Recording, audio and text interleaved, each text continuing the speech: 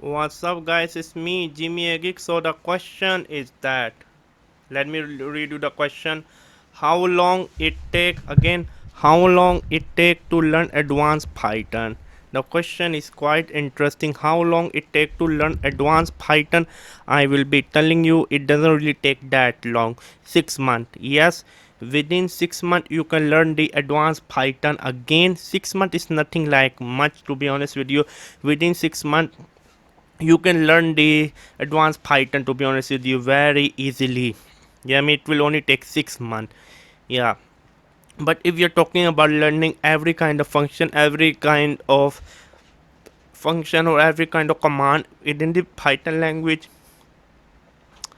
yeah, I mean 6 months. I mean Python is not like other language which have so much. I mean line of code to learn. I mean it's a quite simple programming language. The only thing I hate is this space. If you enter extra space, the code will not work. It's unforgiving when it comes to space. To be honest with you, overall I will be telling you 6 months. Yeah, 6 months you can learn advanced Python. Again, it was me, none other than Jimmy Aggie.